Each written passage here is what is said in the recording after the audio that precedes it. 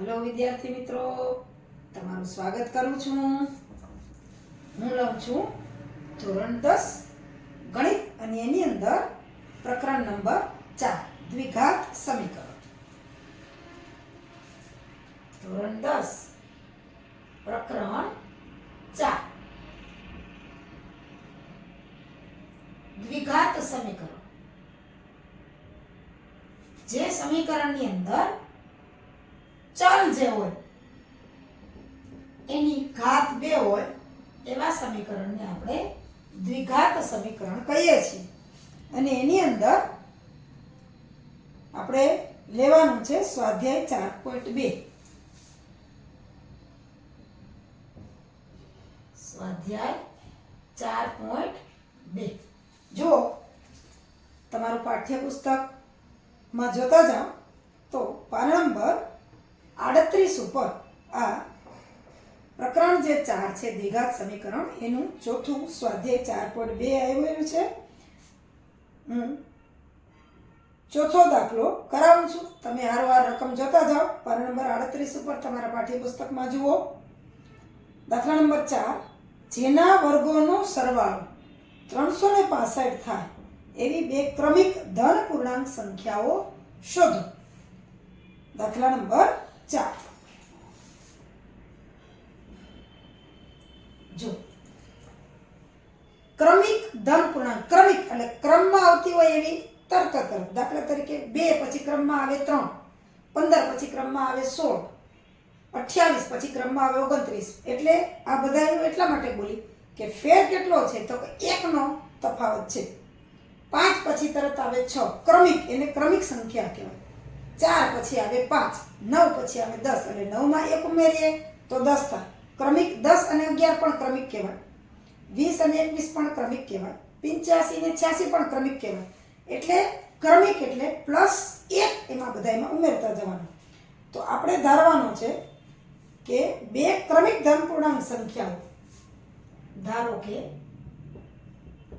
બે ક્રમિક, ક્રમિક શબ્દ ખાસ ધ્યાન રાખજો, ક્રમમાં આવતી હોય એવી. એટલે બે ક્રમિક ધન પૂર્ણાંક સંખ્યાઓ આપણે ધારી લઈએ x. અને જો મેં હમણાં જ તમને કીધું કે ક્રમિક x પછી x કેટલા આપણને ખબર નથી. ક્રમિક હોય એટલે એમાં 1 ઉમેરવામાં આવે. એટલે કે બે ક્રમિક ધન પૂર્ણાંક સંખ્યાઓ x અને x + 1 છે. કારણ કે એક x તો એમાં 1 ઉમેરવામાં આવે એટલે ક્રમિક થઈ જાય. તો આ આપણે શોધવાનું છે. આપણને કીધું છે કે એના વર્ગોનો સરવાળો 365 છે. તે બે સંખ્યાઓના વર્ગોનો સરવાળો આપણને આપી દીધું છે 365 છે. તો એક સંખ્યા છે x ને બીજી છે x + 1. તો આપણે લખીએ કે x વર્ગ + x + 1 નો વર્ગ બરાબર 365. આપણને આ રકમમાં આપી દીધું છે. હવે આપણે x શોધવાના છે. હવે જુઓ, આ x નો વર્ગ તો x નો વર્ગ જ થશે, પણ x + 1 નો વર્ગ સૂત્ર યાદ કરો અવયવના. a + b નો વર્ગ પહેલા પદનો વર્ગ + 2 ગુણ્યા પહેલું પદ ગુણ્યા બીજું પદ + બીજા પદનો વર્ગ. હવે a + b નો વર્ગ બરાબર, આ સૂત્ર અગાઉ કરી ગયા છો તમે, a વર્ગ + 2ab + b વર્ગ.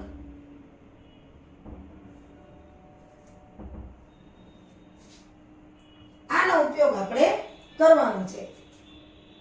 a ની જગ્યાએ x છે અને b ની જગ્યાએ 1 છે. તો હવે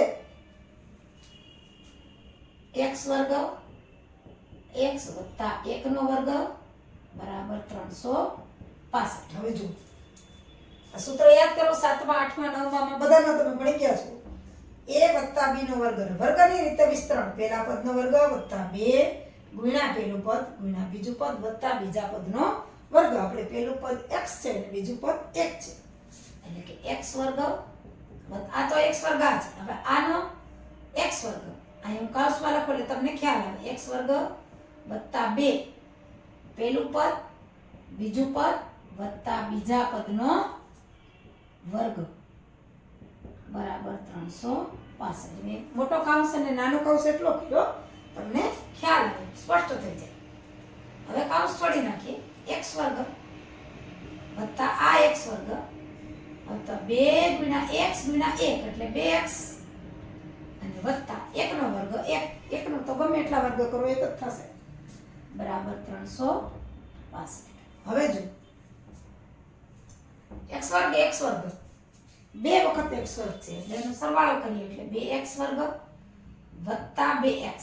હવે આપણે દ્વિઘાત સમીકરણ પ્રમાણે આ સમીકરણ કરવું છે એટલે બરાબર 0 આવે એવું કરવાનું, એટલે બધા જ પદને એક બાજુ લઈ લઈએ એટલે વત્તા 1 365 આ બાજુ છે, આ બાજુ આવશે તો માઈનસ થઈ જશે બરાબર 0.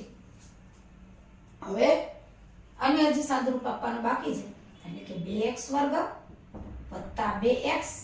હવે જો +1 એટલે વત્તા 1 ઓછા 365 એટલે 2 નો તફાવત, મોટી સંખ્યાની નિશાની લાગે 365 ઓછામાંથી એક વખત વત્તા જાય એટલે ઓછા 364 બરાબર 0.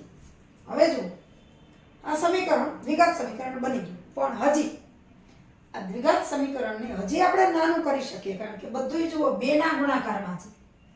આ બેકી સંખ્યા છે, બેકી સંખ્યા છે, આ પણ છેલ્લે 4 છે એટલે બેકી સંખ્યા છે એટલે દરેક પદને આપણે 2 વડે ભાગતા, દરેક એટલે સમીકરણ ટૂંકું થઈ જાય, પદને 2 વડે ભાગતા.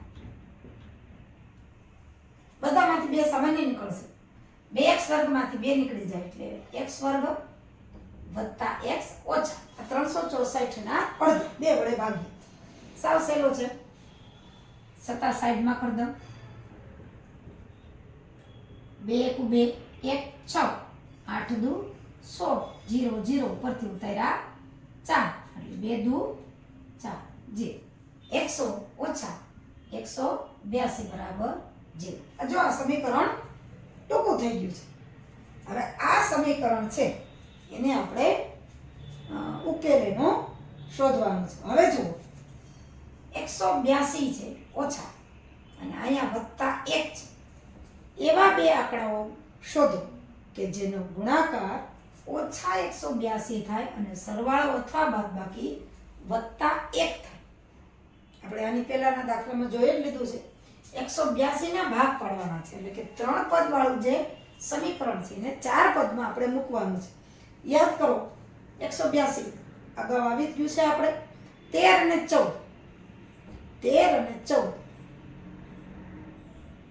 અને 14 નો ડિફરન્સ તફાવત 1 છે અને 13 અને 14 નો ગુણાકાર 182 છે.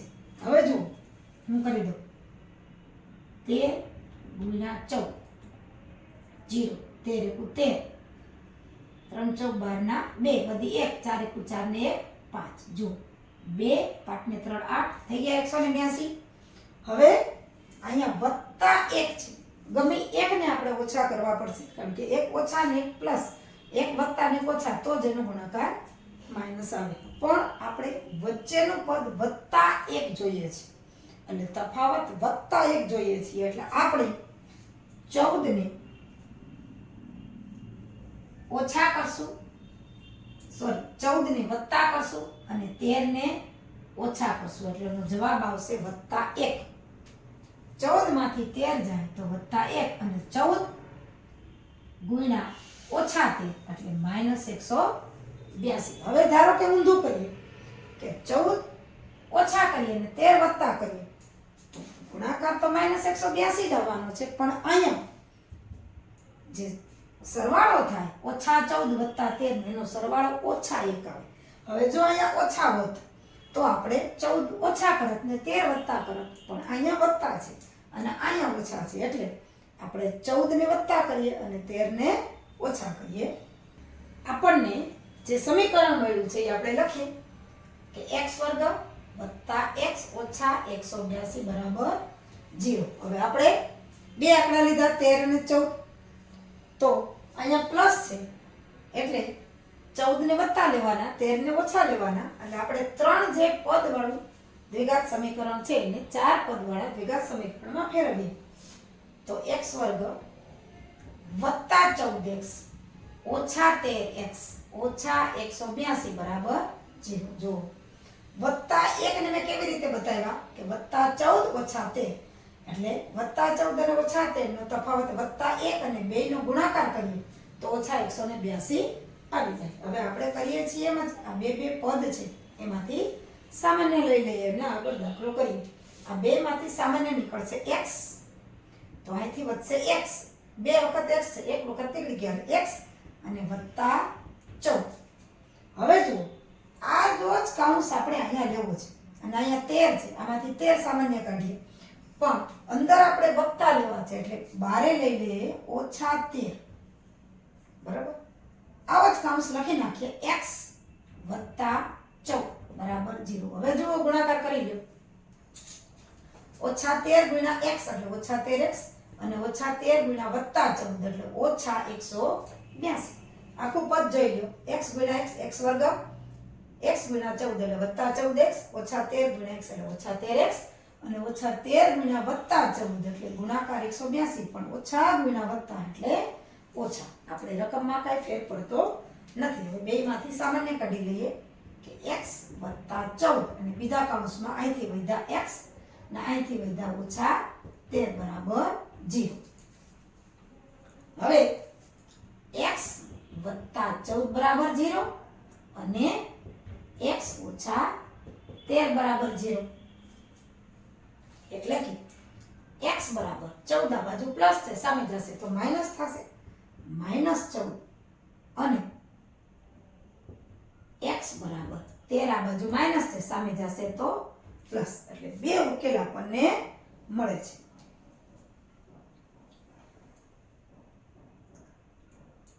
બે ઉકેલ મળે છે. ક્યાં? તો કે x બરાબર ઓછા 14 અને x બરાબર 13. પણ હવે જુઓ આપણને રકમમાં કીધું છે, ફરીથી વાંચો, જેના વર્ગોનો સરવાળો 365 થાય એવી બે ક્રમિક ધન પૂર્ણાંક સંખ્યાઓ. ધન પૂર્ણાંક જ્યારે આ તો ઋણ છે, આ ધન છે, એટલે -14 છે એ શક્ય નથી. ઉકેલ ભલે આપણને બે મળે છે પણ -14 શક્ય નથી, કારણ કે ધન પૂર્ણાંક સંખ્યાઓ આપણને માંગી છે. x બરાબર -14 શક્ય નથી, કારણ કે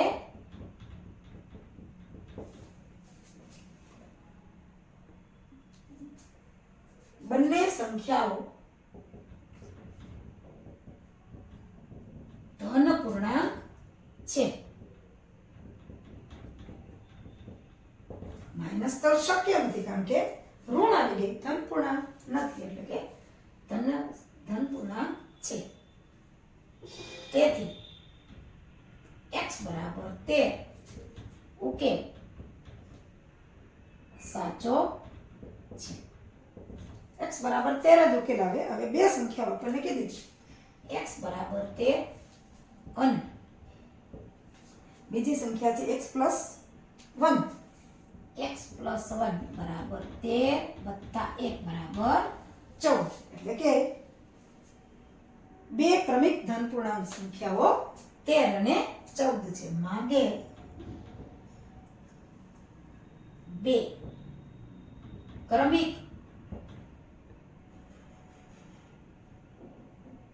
ધન પૂર્ણાંક સંખ્યાઓ 13 અને 14 છે. આ તો -14 હતા પણ આ પ્લસ, એટલે આ એક જ ઉકેલ x બરાબર 13 ઈ જ ઉકેલ સાચો છે. એટલે પહેલી સંખ્યા 13, બીજી સંખ્યા x પ્લસ 1 એટલે 13 ને 1 14. તો બે ક્રમિક ધન પૂર્ણાંક સંખ્યાઓ 13 અને 14 છે. હવે આ સંખ્યા તો આપણે શોધી લીધી, પણ એ જવાબ સાચો છે કે ખોટો એ તમારે જાણવું હોય તો આપણને શું કીધું છે રકમમાં કે બે ક્રમિક ધન પૂર્ણાંક સંખ્યાઓ છે એના વર્ગનો સરવાળો 365 છે. તો આપણી પાસે જે સૂત્ર હતા કે x વર્ગ વત્તા x વત્તા 1 નો વર્ગ બરાબર 365. એમાં x ની જગ્યાએ આપણે 13 મૂકી દઈએ તો 13 નો વર્ગ વત્તા 13 વત્તા 1 નો વર્ગ બરાબર 365. તો 13 નો વર્ગ, હવે આ 13 ને 1 થશે 14 નો વર્ગ બરાબર 365.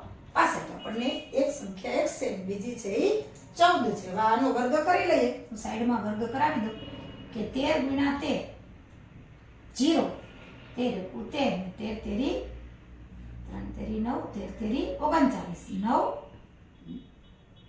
3 ને 3 6 અને 1 એટલે 169 વત્તા હવે 14 નું એવી રીતે કરીએ કે 14 ગુણ્યા 14 14 એકુ 14 ને 14 ચોકુ 56 6 9 અને 1 એટલે 196. હવે 365 એટલે કે બે બરાબર થાય છે કે નહીં આપણે જોઈએ તો 9 ને 6 15 ના 5 વધ્યા 1 અને 7 9 ને 7 16 ના 6 અને 1 ને 1 એટલે 3 ના 3 1 વધી આવશે 1 ને 1 2 ને 1 3 એટલે બરાબર 365. એટલે કે આપણો જે ઉકેલ છે એ સાચો છે. એટલે આવી રીતે તમે પેપરની અંદર જ જો સમય હોય તો દાખલો ગણ્યા પછી આપણો જવાબ સાચો છે કે નહીં એ તાળો મેળવી અને કરી શકો. અને તાળો મેળવવો કહેવાય એટલે કે જવાબ છે એનો ફરી પાછું સૂત્રમાં કિંમત મૂકી અને જવાબ આપણો સાચો છે કે ખોટો તરત કરી લેવાય. અને જો તમને એમ લાગે કે જવાબ ખોટો છે તો તરત ત્યાં ને ત્યાં પેપરમાં તમે સુધારી લો તો તમારે એક કોઈ માર્ક કપાય નહીં. આવી રીતે સમીકરણ છે એ દ્વિઘાત સમીકરણ સ્વરૂપે બતાવીને અવયવીકરણની રીતથી આપણે ઉકેલ છે એ શોધીએ છીએ. એટલે આપણો જવાબ છે એ સાચો છે. એટલે x બરાબર 13 જવાબ સાચો છે. કેમ આપણે પેપરમાં જોઈ શકીએ છીએ. ત્યાં ને ત્યાં એટલે કદાચ ભૂલ હોય તો ત્યાં ત્યાં તમે સુધારી અને ફરી પાછું દાખલો છે એ કરી શકો અને પૂરેપૂરા માર્ક છે એ મળી શકે છે.